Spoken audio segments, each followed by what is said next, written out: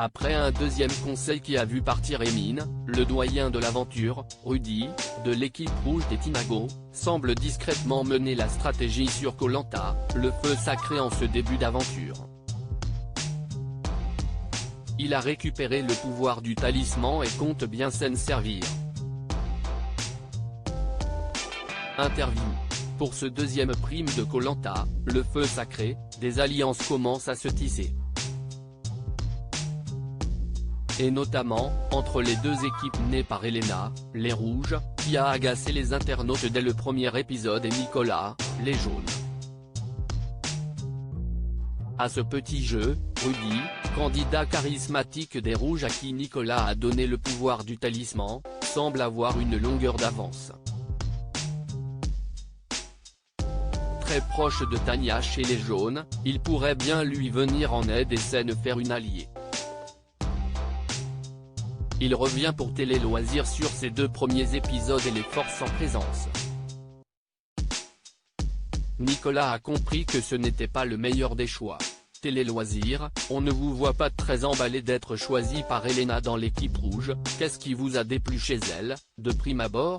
Rudy, comme beaucoup de candidats, j'aurais préféré être dans l'équipe de Nicolas pour son charisme et sa sportivité. L'arrogance d'Elena était un peu compliquée à gérer au début. On ne se connaissait pas encore et le premier jugement que je me suis fait d'elle qu'elle était hautaine. Mais ce n'était pas si grave, je peux composer avec son comportement arrogant. Ce qui est important et intéressant chez elle, c'est sa force physique. Elle était dans les premières à la sortie du bateau, elle a fini première au parcours du combattant. Et puis j'étais rassuré de me retrouver dans la même équipe qu'Esteban. Pourquoi ne pas avoir profité du deuxième conseil pour l'éliminer, comme prévu?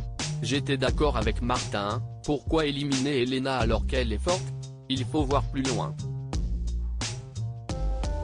Elle était clairement au-dessus d'Emin, qui est quelqu'un de très gentil mais pour qui c'était compliqué sur les épreuves.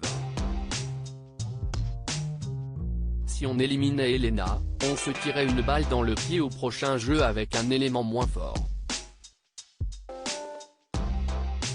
Elle a peut-être un mauvais caractère mais elle se défend.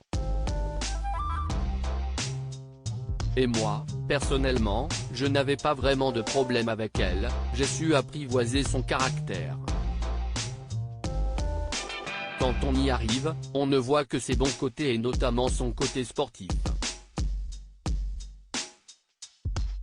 Les filles n'aimaient pas son caractère mais on leur a fait réaliser l'intérêt de ne pas l'éliminer, elles ont changé d'avis et ont pris sur elle. Et Esteban avait raison, tactiquement, si on enlevait un garçon, on obligeait les jaunes à mettre de côté un élément fort pour les épreuves. Personne ne me fait peur. Vous avez aussi dit au sujet de Nicolas, chef de l'équipe jaune, je préfère l'avoir avec moi que contre moi. Oui, si j'avais eu le choix. Le but dans Koh Lanta, c'est de rester le plus longtemps possible. Donc au début j'aurais préféré être dans la même équipe que lui. Mais je me retrouve en face alors on part à la guerre. Je suis un sportif, personne ne me fait peur. Je préfère avoir un adversaire à ma hauteur donc Nicolas. Avez-vous été étonné qu'il vous choisisse pour vous donner le pouvoir du talisman? Non, je n'étais pas du tout étonné. Nicolas est quelqu'un de droit. C'est un grand sportif, franc et très fair-play. Il a fonctionné au mérite. On est encore en début d'aventure et on pense moins au côté tactique, stratégique. Je pense que par la suite, il a compris que ce n'était pas le meilleur des choix. Vous auriez pu l'utiliser puisque vous n'étiez pas en danger. C'était trop tôt.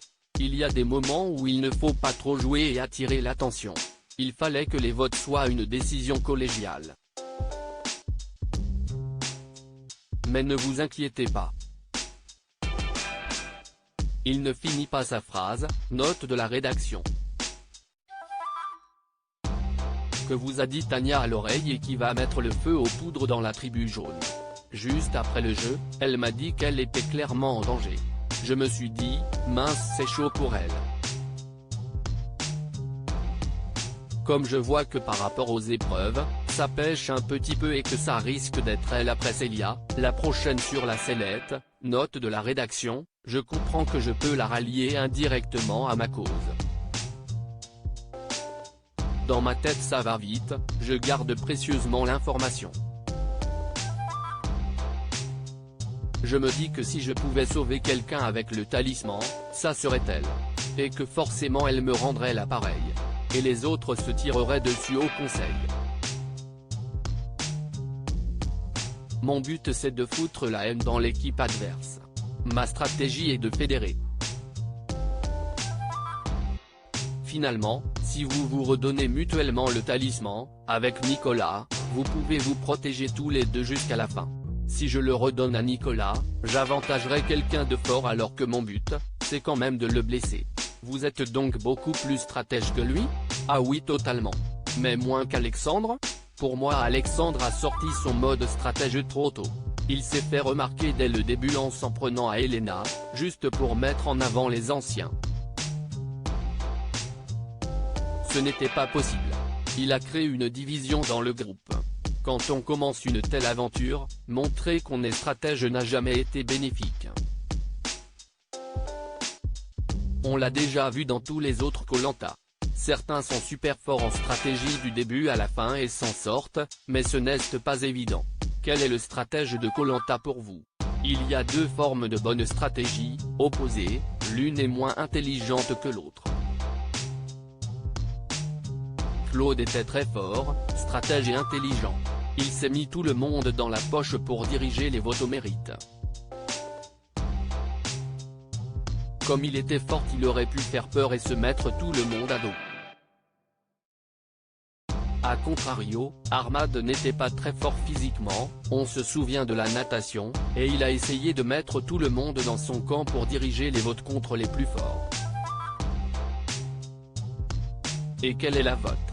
J'essaie d'être le gars qu'on aime bien, qui passe partout. Je suis naturellement quelqu'un de très convivial, je m'amuse, je rigole.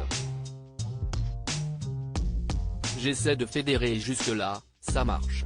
À lire aussi pas vu à la télé. On n'a pas le droit de se parler mais. Rudy, Koh-Lanta 2023, révèle ce que lui a dit exactement Tania.